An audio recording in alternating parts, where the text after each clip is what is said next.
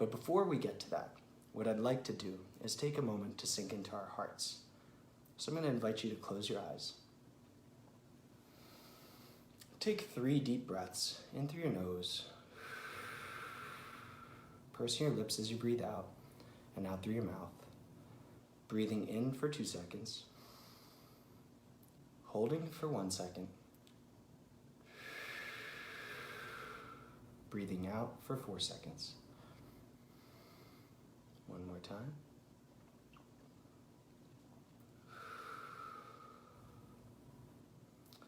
And I invite you to take notice of the sensation you get by simply returning to your breath, by recognizing that in this moment, breath is the only thing to think about. By changing the command upstairs from, what else am I going to do with my day? Can I learn this fast enough? Am I here on time? Did I miss something he said?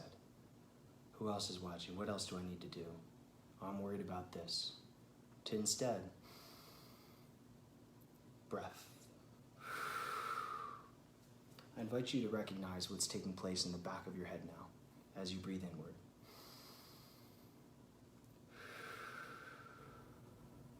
Do you feel the muscles relax? Another breath now, moving another inch or 2 down your neck. Noticing it's a little bit easier to turn your head than it was before.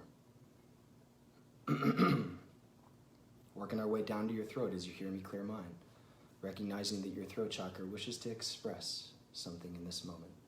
What is the message that you have for you as you breathe in one more time?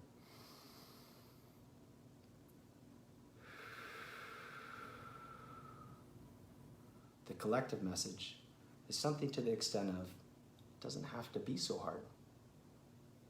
Breathing helps. In fact, it helps a lot. Moving another couple inches down. Taking a breath in.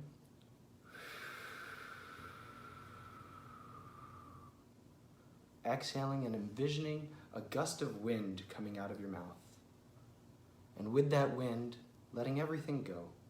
Letting it all pass. Letting that which is not you and no longer serves you get carried by the wind that you've created through your mouth. Returning to your breath and finding your way into the middle of your chest now.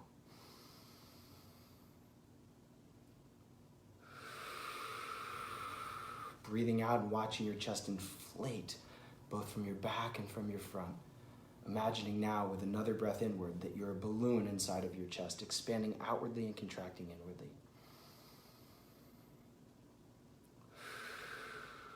Feeling your heart rate, listening to it inside of your mind, inside of your head. Ba-boom, ba-boom, ba-boom. Feeling how much slower it is than just a few minutes ago. And considering what it might be like to live with a slower heart rate.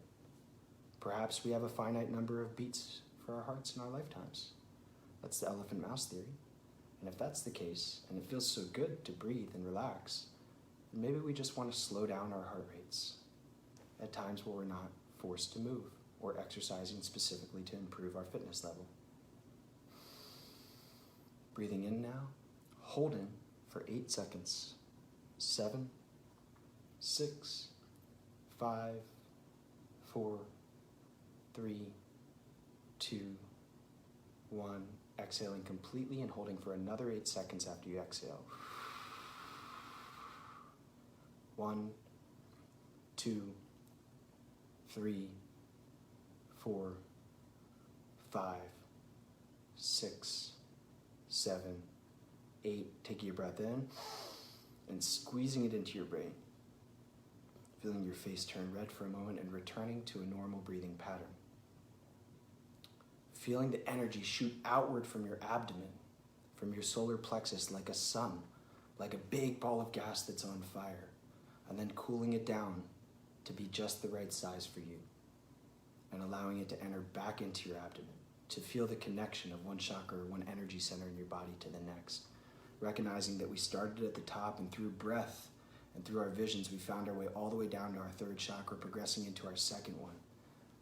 And today is about the relationship that you have with yourself, and that's what our 2nd chakra is all about. So we're going to actually cast out this ball of energy in front of us and we're going to envision it coming from our pelvis area. This is your sacral chakra, so if you can imagine your low back, or if you wrap around the front, like the pubic bone area a little bit higher, that's where we're going to cast out like a hologram of some energy that you might see in front of you. And as a collective, what I see is that it's just not quite moving. Like some areas are over here, and over here is a little bit stagnant. And so this is the way that I get to process the information for you. And what we want to do is we actually just want to see it turn. We want to see it move, right? We want to just see a nice, smooth, rhythmical flow of going around in circles. And so we're going to breathe in. And we're going to set the intention with breath to allow the energy to be restored and open and attentive and aware and ready to embrace the lessons that we have today. Breathing inward. Holding. Pursing your lips and breathing out once more. Finally going down to the first chakra, remembering that you're safe inside of this moment. You're safe as a whole, and the proof that you have of the safety that you have in life is that you've gotten this far and you're okay. You're okay. You're absolutely okay. You've always been okay. You always will be okay. You are safe. You are supported. You are loved. You are cared for. You are secure. Breathing inward, this time inhaling for 4 seconds, holding for 1, and exhaling for 4 seconds. Breathing in, 2, 3, 4. Hold, breathe out, 2, 3, 4. And when you're ready, I invite you to open your eyes. Now, if you feel a little bit differently than when we started, I'd like you to press 1. If you can feel that the tension melted away, that you feel differently inside of your body, I'd like you to press 1. If, in addition to feeling differently, that you notice that you can move your head and your neck is nice and loose and your back can twist and you notice that your entire body is mobile and agile, I'd like you to press 2. So press 1 if you feel different, and press 2 if you can move more easily. All right. Leslie, awesome. Lisa, awesome. What an incredible difference it makes just to enter into our minds. Awesome, Maya. Fantastic. Karen, fantastic. I'm delighted for you that you can feel so differently. What do? We return to breath. We tried a few different types of breaths. Sometimes we held our breath for longer. Sometimes we exhaled for longer. Sometimes we inhaled for longer. Sometimes we exhaled for longer. Sometimes we held our breath with air in our lungs. Sometimes we held our breath with air outside of our lungs. I love it. People are moving more easily. Michelle, yes, way to go. Check out your shoulder. How about that? It's super cool, right? It's actually really easy. You just have to remember to get the energy moving inside of your body. You see, we're semi-permeable membranes. We think we're solid, but we're not. We're one cell next to the next. We're energy and light, and if the energy moves right, it simplifies all the science. We could get into the anatomy. We can get into the physiology. We can get into the biomechanics and into the physics. I've had to learn all this stuff, and I love it. And honestly, there's so much value and so much worth in it. But that's not the easiest way to be able to make a difference in your life right now in this instant. Sure, we'll get that education in there, because I think it's really huge, and it allows me to be able to teach this stuff and understand at a deep level, which is what I wish for your experience as well. Having said that, though, learn to move the energy. Learn to see yourself as that. Notice where you're a little bit blocked or a little bit restricted, and actually just focus on carrying that outside, like casting that energy outside of you. So for example, there's a few people right now that have like some throat stuff going on, but it's a lot better than it was. So if you can imagine casting that energy outside, like seeing it sit like an apple right out here, like your Adam's apple is actually in front of you, but an energetic apple. Right? And you don't want a bite to be taken out of that apple. You want like a whole delicious apple. So see that thing and then watch it sort of start to spin around. And when it starts to move, and it's okay, use your imagination, like there's no wrong answer. When it starts to move, send that apple back inside. And when you send it back inside, notice if you don't have to clear your throat as much. Notice if you feel differently. Notice if your thoughts are clear. Notice if you're able to articulate yourself in a conversation in a way that you weren't able to previously. Because that would relate to your throat, right? That makes sense, self-expression. So we need to utilize these tools and resources on ourselves. And in every conversation that I have in any healing capacity with anybody, it's always a conversation for me too. So I'm not standing here or sitting here on top of some soapbox telling you, hey, from some higher authority, this is what I do all the time, you have to do it. I'm having a candid conversation with you saying, this is the stuff that I consider doing for my health all the time. These are the most beautiful reminders for me because they're the areas I need to focus on for myself right now too, in order to be able to get the greatest effect for my health. And this isn't stuff that you do it and then you master it and then it goes away. Like the stuff that works is the stuff you want to do on a regular basis. And that's the conversation I want to get into today. So let's talk about the pivotal switch that can take place with your health. Like this is so exciting. Now, here's what it comes down to. Most people, They think about working out and they're like, how am I going to make time for that? You know, and it's like, I already have an overdone schedule. I'm already late for the kids. Like, I need to cook dinner. I need to go grocery. Today I have to go grocery shop. I can't work out. And then it's like, you go grocery shop, it didn't work out. And it's like, you know, I didn't work out today. Maybe I'll get to it next week. I think I'll get a couple of sweets while I'm there because it's really a pain to diet and I don't like restricting myself from all these foods. I just want to eat what I want to eat. And gosh, I want to go out with my friends and have some drinks, and it just makes sense. Right? So this is how we feel surrounding our health, is like, why does somebody keep telling me that I have to like lock up my wrists and be handcuffed around my health? Why can't I just choose freely? So we feel restricted, we feel controlled, we feel trapped. We feel trapped around our health. We have to switch. We have to actually open up the keyhole in our minds, and we have to make a switch. If the goal is actually to be healthy, we have to change how we think about it. We have to begin to believe and recognize that an incredible life starts with great health. We have to think about it like brushing our teeth. It's not a pain, it makes our breath fresh. Like, in order to interact with other people, we want to have fresh breath, right? We have to think about it like taking a sip of water. It's delicious, we're thirsty, we want it, right? Like, if you know what life feels like on the other side of healthy, then you know how much you want that life. You know how much you want that life. So it's just a switch. It's just to say, great health is the beginning of life. It's the foundation for everything else to come. Now, if you think about it, that means that caring for myself is like nurturing myself is like the most positive feedback cycle I could possibly create inside my body. I think it's really cool because it's like if I choose to eat something that's good for my body, I can reward myself and be like, way to go, Kareem. Like, nice job. That feels good. I knew it was going to feel good. It does feel good. Now I get to go do this activity or have this conversation or share this experience that feels wonderful. On the other hand, let's say that I make a choice that's not so good for my body. What would most people do? They'd penalize themselves, right? That's normal, right? It's like, I skipped my workout today, or I ate that donut, or I ate that slice of pizza. Like, darn, I cheated again. And it's like, all right, well, you know what? I don't think you cheated. Like, I think, like, awesome for the time that you chose something great for your body. And I think, like, whatever, that was the way that you lived every single day of your life before you made this decision for when you, quote unquote, cheated and you, like, weren't able to not give in to a little bit of temptation. Whatever, we all go through it. And in fact, sometimes that's the healthy choice too. So it's a matter of not penalizing ourselves, but rewarding ourselves. It's a matter of seeing health as a gift, and a gift that leads to life. And the reason that so many of us feel that we're suffering when our health is off is because we know deep down inside, we know right here and right here in the pit of our stomachs, we know that we're not fully alive if we're not fully healthy. We know it. We know it. We know it. So everybody, I encourage you, please wake up, pay attention. Now's your moment. Now's your moment. Pay attention. You can take care of yourself. It's not that hard. It's not that hard. It takes repeated effort, but actually that effort doesn't need to feel effortful. All it needs to feel like is self-care, because it's nice to care for people. Who in their right mind ever taught us, societally speaking, that it isn't great to care for yourself? That's backwards. You need to overflow to care for others so you don't run out and end up depleted. It's backwards.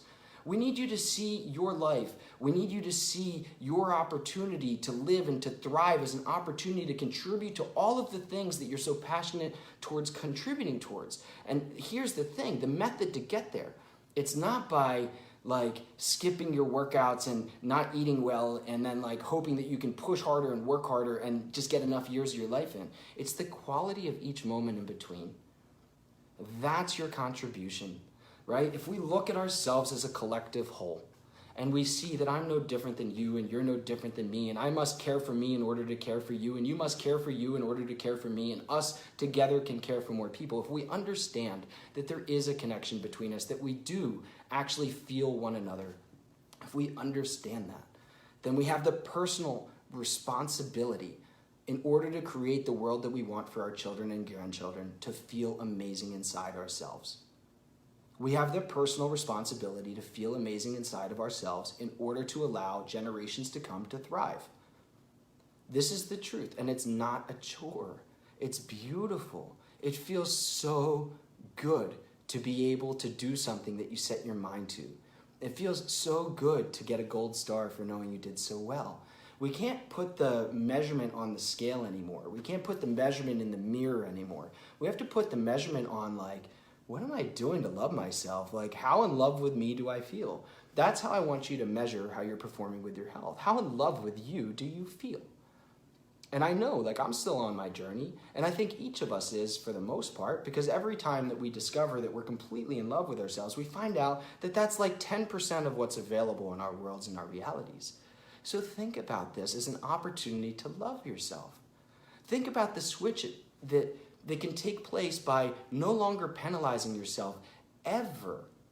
Ever. That's just normal life. That's what everybody does. But rewarding yourself every single time you make a positive decision for your health. Rewarding yourself every single time you feel good inside that you're doing something for other people. Knowing in your heart of hearts that you feeling good is the most altruistic thing that you can do. And in order to feel good, you must be healthy. You must be physically healthy. You must be mentally healthy. You must be emotionally healthy. And you must be spiritually healthy. That means that you need time for you. There's no way around it. And if society doesn't have room or schedule for that available right now, then it just doesn't work. Do you get it? Like, we have to create a new model. We have to create a new model. And that's the bottom line that I keep coming to. When you live inspired and inside of yourself and in love with yourself and with your life, the opportunities that show up are different than the ones that show up when you're not. So it's impossible to see the future.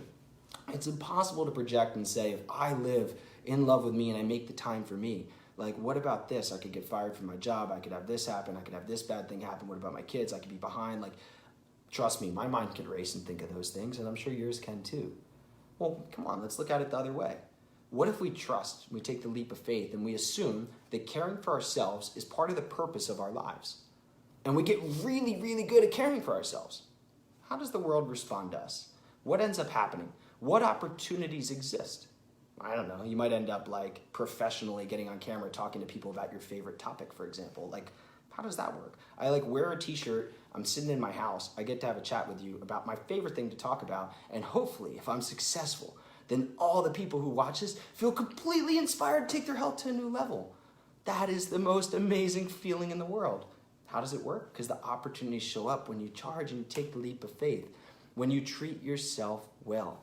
Now, I've been on an adventure with my health for my entire life so far, and I think probably a lot of people can relate. You know, I think just in terms of my personal story, and I want to see if anybody can relate as I go through it. So if you can relate to anything that I'm about to share with you as I go through this story of feeling like, geez, I've had one health lesson after the next, I'd like you to press 7. So for me in my life, like, it all started out with a fractured collarbone at birth. You know, so I was born with a broken bone, couldn't move my arm, couldn't move my shoulder. And that was the beginning of me learning to look at health differently, actually. It was just at birth. And it healed in like 10 days, which is amazing because babies heal so fast.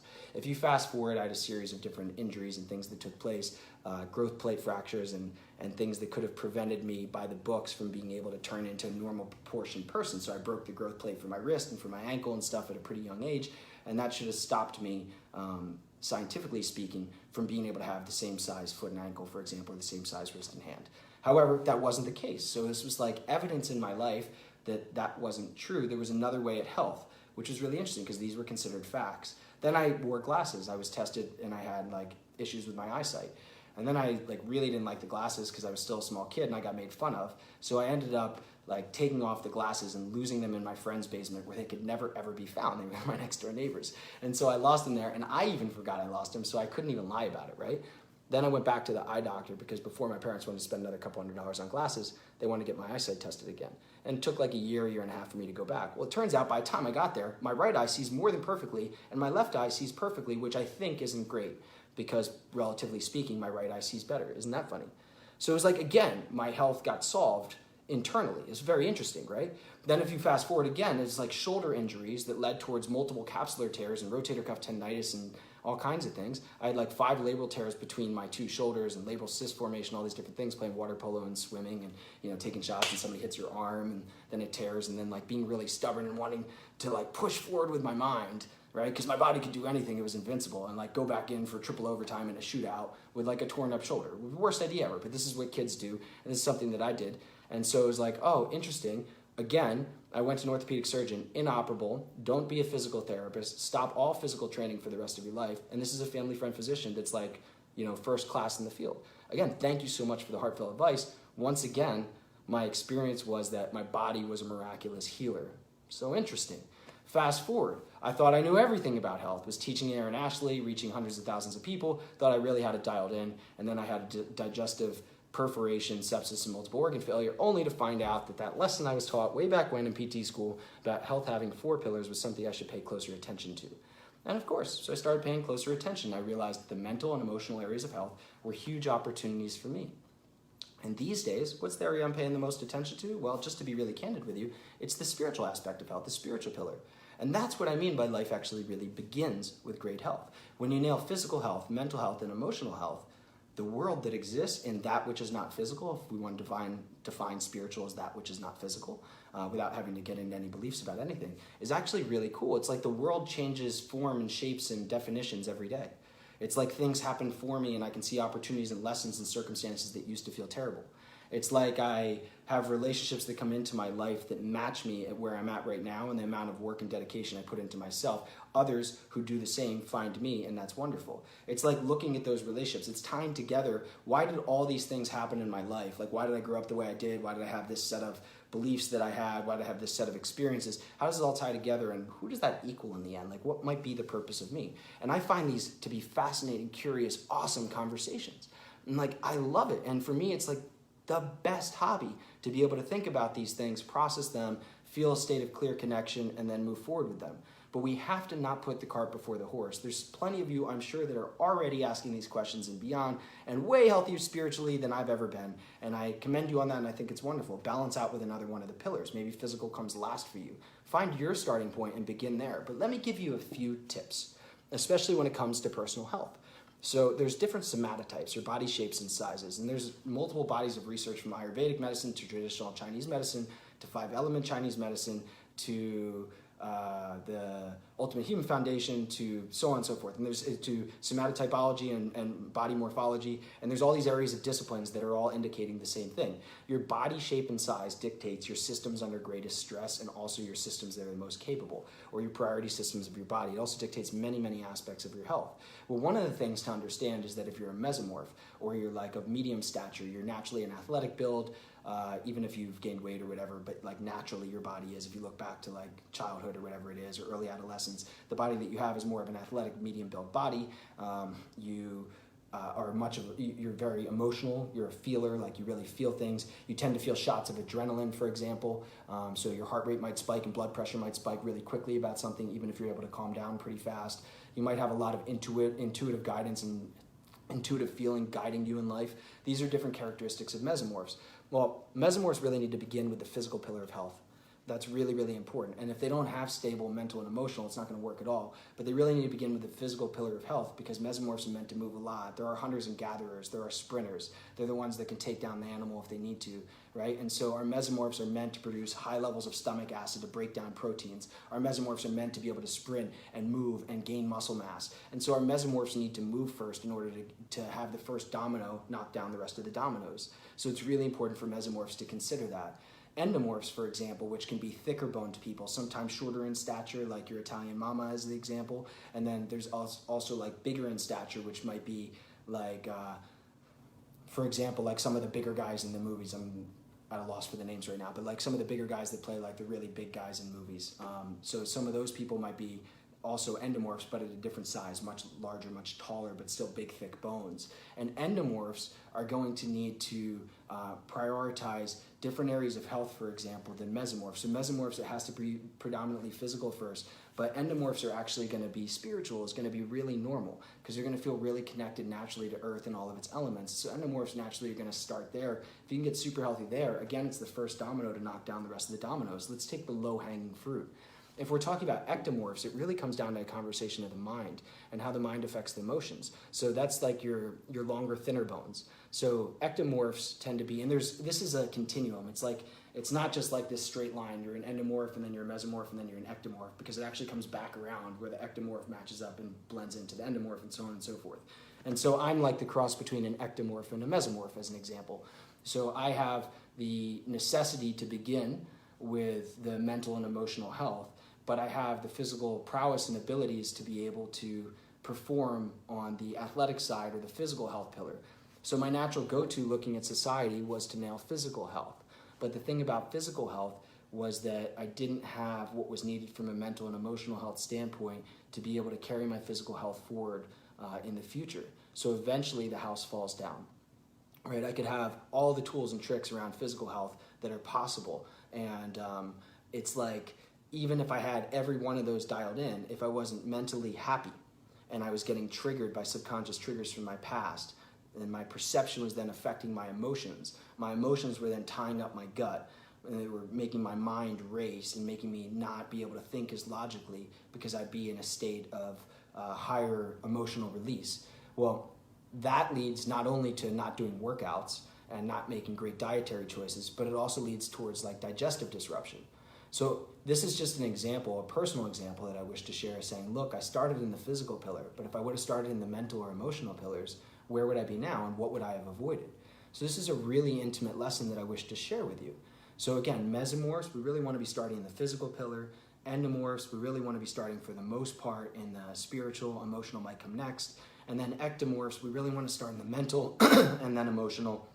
Physical is almost like a given for ectomorphs, which is really, really interesting.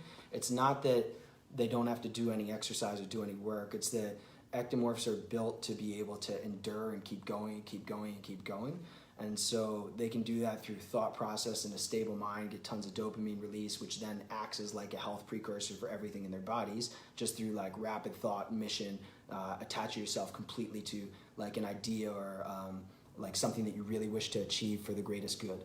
That's something that an ectomorph can really like almost live off of love, live off of drive, live off of inspiration, in the absence of like really good food and really good water and really good movement, because it's that important. Now, I'm not saying it should be that for a prolonged period of time, but to the extreme that we're discussing, that's actually true. Now, if we talk about the mesomorph can live off of a good feeling, can literally live off of a good feeling, doesn't need as much food, doesn't need as much water, doesn't need as much movement, doesn't need as much anything.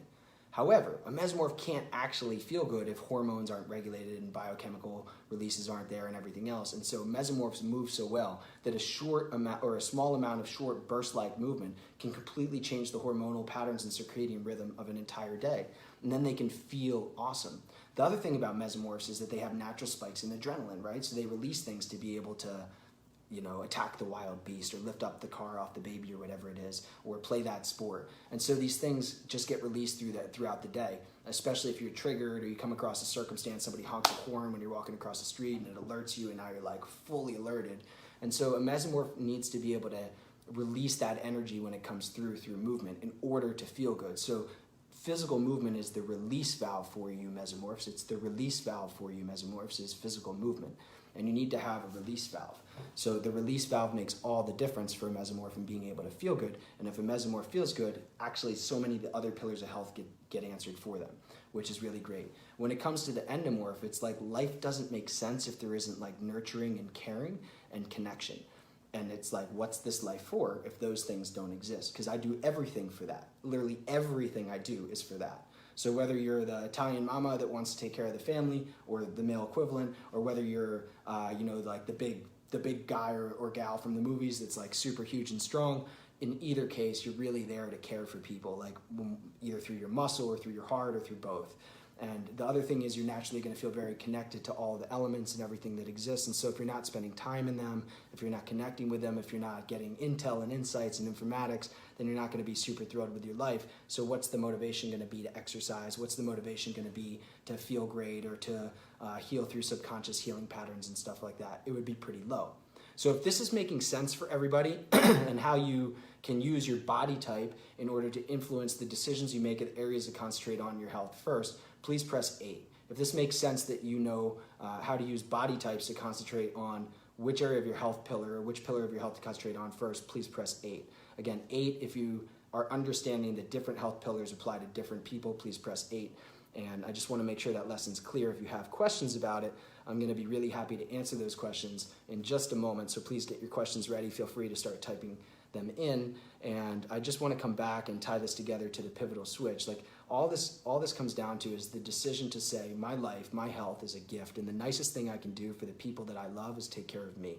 And if I start to see things that way, and I start to reward myself for positive behaviors, and I stop putting the consequences and self-criticism and self-judgment on the negative behaviors, well, then I'll be in a place of true happiness, inner peace, and I can thrive, I can flourish.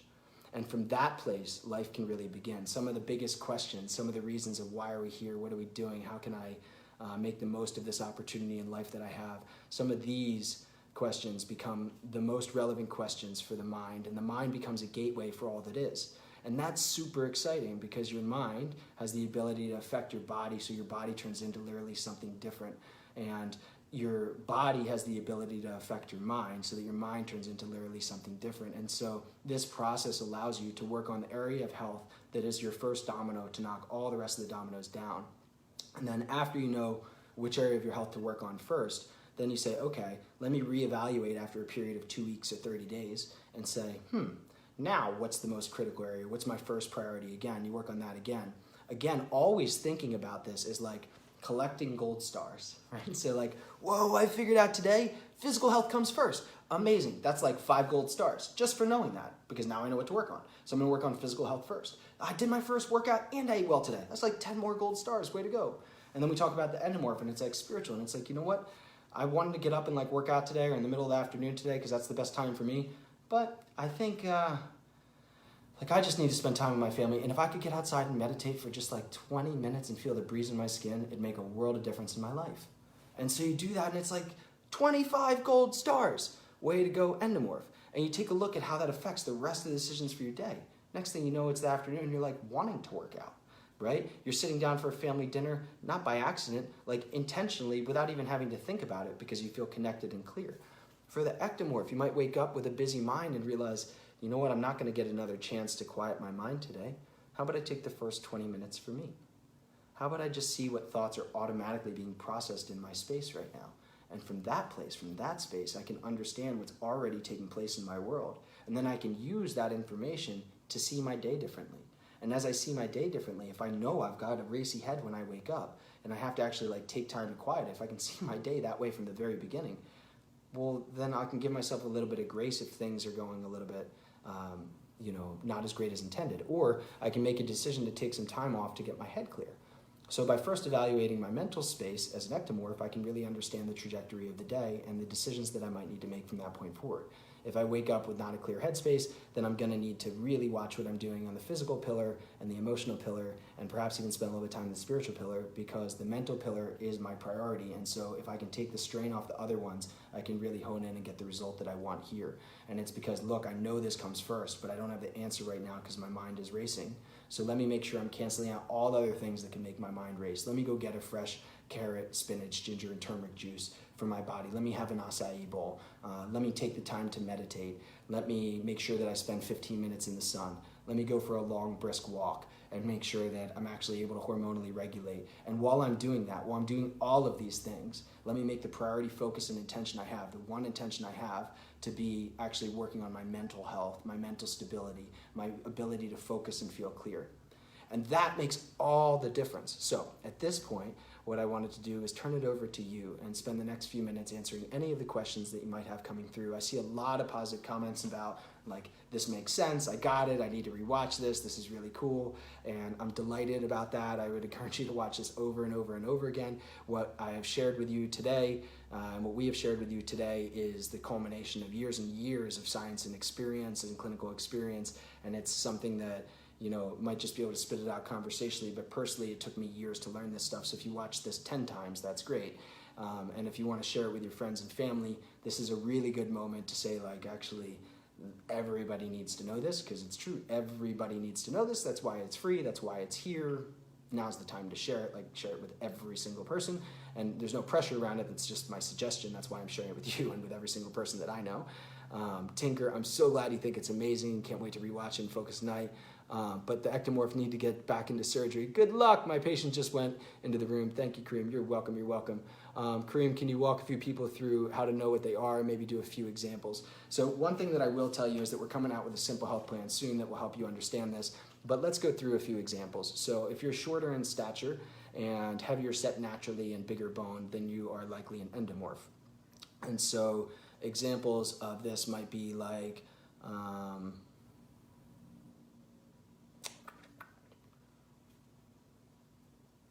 bear with me for just a minute.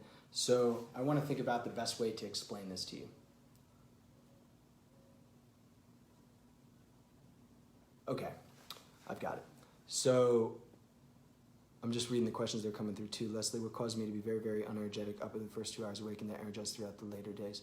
Okay, great. So Leslie, the answer to that question, Maya, I'm going to explain the answer to your question at the same time. So Leslie, the answer to your question is that you're not actually taking time for mental freedom and space early in the day, and then physical coordination and movement. So that would be my specific recommendations for you, would be to start your day with meditation to get a clear mind space, and then secondly would be to do coordinative type movement. Pilates can be really good for that for you. Just the kind of thing where you have to move opposite arm and leg together or switch, that can be really good. Getting down on your hands and knees and doing the opposite with an opposite arm leg extension or cross extension, cross flexion where you're laying on your back and you press your hand into your opposite knee. These are different great movements for you. Yoga, mobility, Pilates, neurotension testing and neurodynamics. These are different areas if you wanted to look them up that would be really, really useful for you first thing in the morning. And the other thing that I might suggest is that you are maybe having something that isn't well cooked or really well processed already that you're consuming early in the morning. And so you really want to heat your body temperature up. Maybe a cup of like warm tea would be a really great idea, or hot water with lemon. And then secondly, you want to make sure that if you are consuming any veggies, they're very well cooked. I would actually stay away from colder fruits in the mornings for you. And if you're consuming meat, it should be very, very well cooked. So that would be specifically for you, Leslie. And coming back to your question, Maya, it's a matter of providing examples of saying, we can do this from size and stature because it correlates. Or we could do it from feeling or thought because it correlates. We could do it from a sense of awareness or life philosophy because it correlates. And so it's trying to understand how many of these different factors all fit together. So if you say to yourself, you know, I think I'm a feeler by nature. I really am sensitive to other people. I think I'm an empath. I notice that sometimes when other people are in a bad mood, it really affects me. I also notice that when I'm in a great mood, it affects everybody else. That's a really good indicator of saying a mesomorph. If we're saying, you know, the same example of feeling, it's like, you know, I really get stuck in my head a lot. I find that like sometimes I am having trouble listening to people talking to me because I'm already thinking about things in my head when they're speaking to me. That might be characteristic of an ectomorph. If you're an endomorph, it might be like, hey, you know, like this world that's so excited around me that wants to think so fast and wants to feel so fast and wants to feel everything. This world seems like it's moving a little bit faster than it needs to because I'm really good at recognizing patterns. And my feelings don't come from a moment, they come from a place of grounding over time. So I feel based off of collective evidence of my entire life of what this feeling would be, as opposed to a momentary feeling that might show up based off of some causal factor. And so that might be more like your endomorph. If we were to take this conversation away from feeling and thinking, and we were to take it back to size and stature, then we're going to say your runway model is going to be an ectomorph, your classic ectomorph. Your running back is going to be your classic mesomorph in a football, right? So it's going to be like the naturally athletic, super fast person that's like V-shaped jacked, right? And then your endomorph is going to be, I think the Italian mama is a great example. I think a lot of chefs are endomorphs. There's a lot of really caring doctors, especially pediatricians, that are endomorphs. They find an ability to relate from a heart-to-heart level. They're the sweetest, most caring, nurturing people, very, very connected, and they tend to be naturally the strongest people. They're also like the lone survivors. Endomorphs seem to be able to endure anything. So was this helpful, Maya? Did I get at your question? I see a bunch of high fives, so right back at you, and a few spirit pumps, because why not?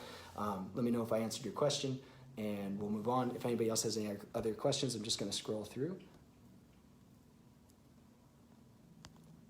Let's see. Meditation is different for different body types. You asked me about that, Linda. I'll get to that in just a second. Combo body types, there are hybrids. I'm one of them. That's great. Really glad that you mentioned that, Michelle. So Linda, you were asking about meditation for different body types. I think that this is a fascinating discussion.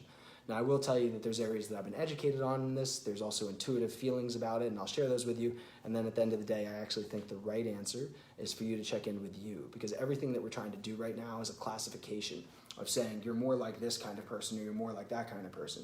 Instead, I'm going to try and explain to you it's not that, right? That's not personalization of anything regarding your health. Personalization is about you specifically. So we can say somatotypology or body morphology, endomorph, mesomorph, ectomorph.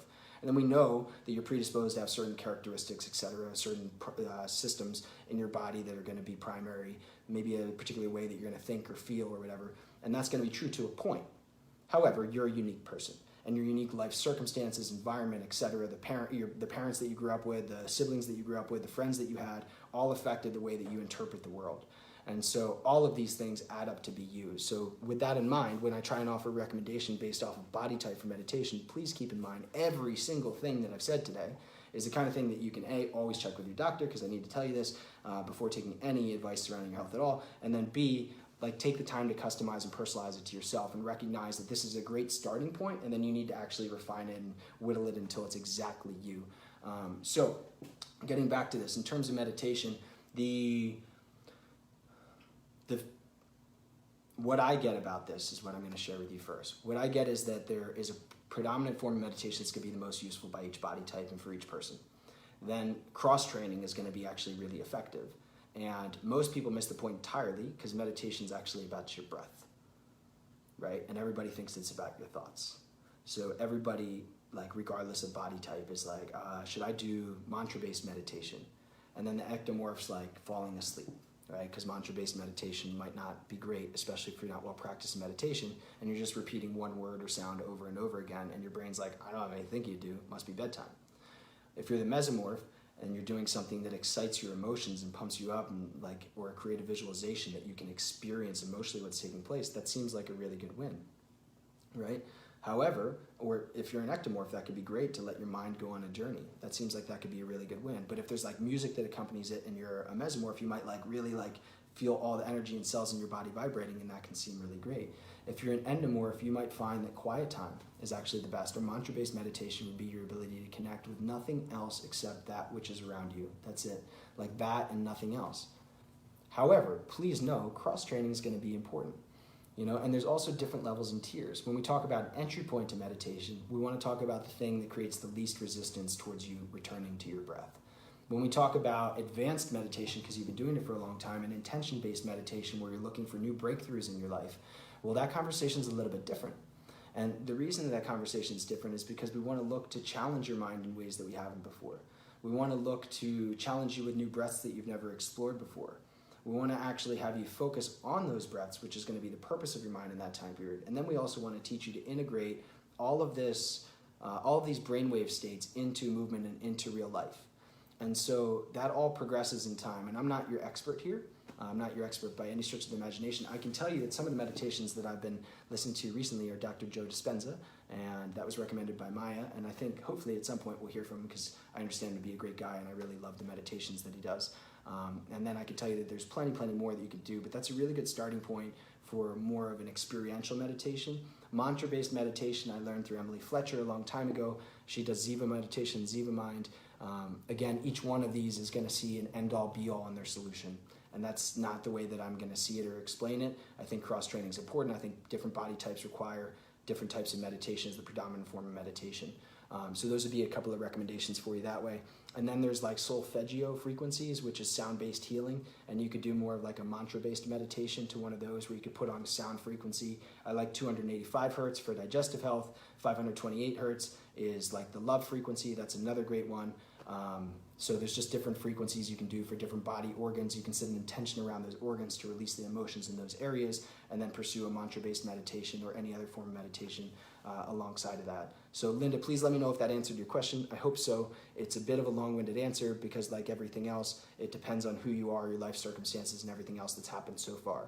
So super cool question. Does anybody else have any other questions? I'm going to spend just a couple more minutes with you here. I'm delighted to be spending this time with you today, and I'm so grateful that you're here. Thank you.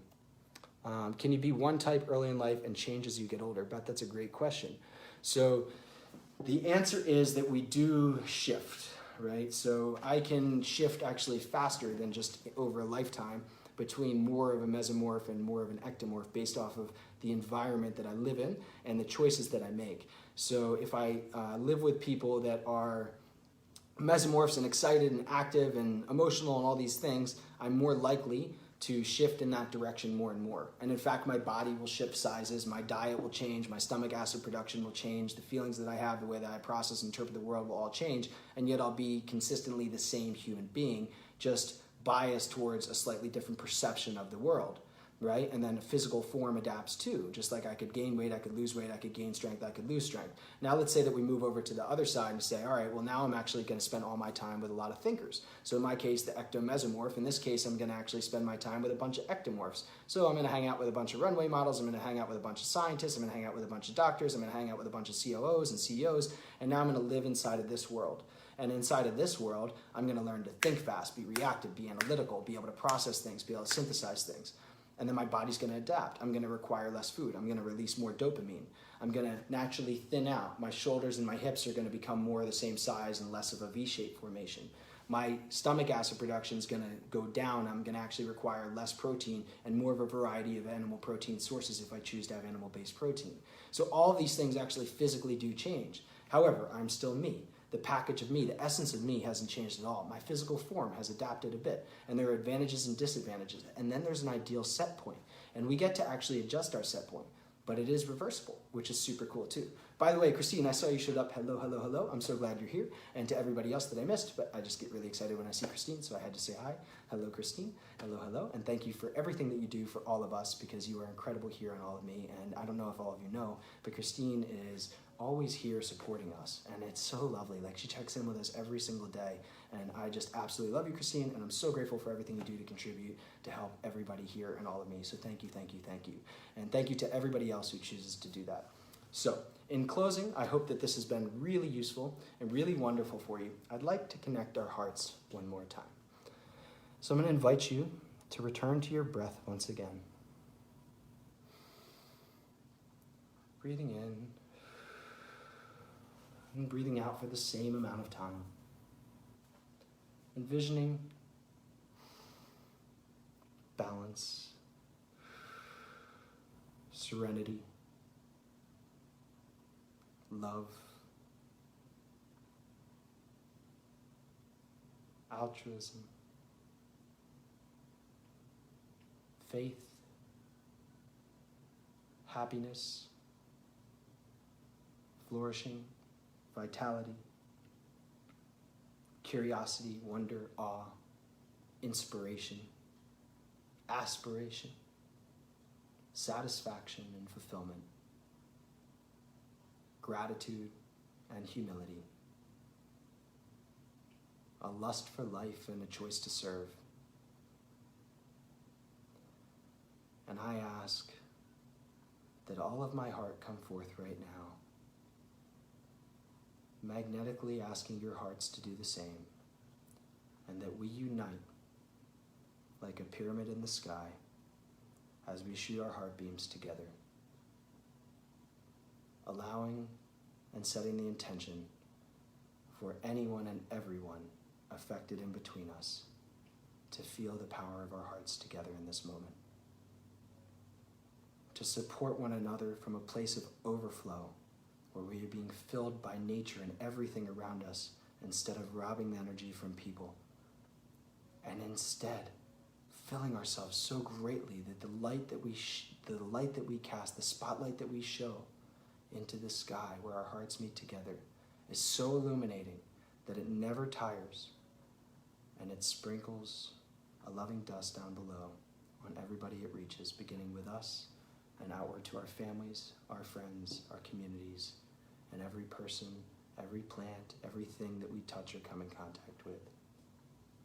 And in this moment, I invite you to open your eyes and say, I love you to yourself. I love you. I'm choosing to make the switch. I'm choosing to care for you from this point on. I love you. Thank you.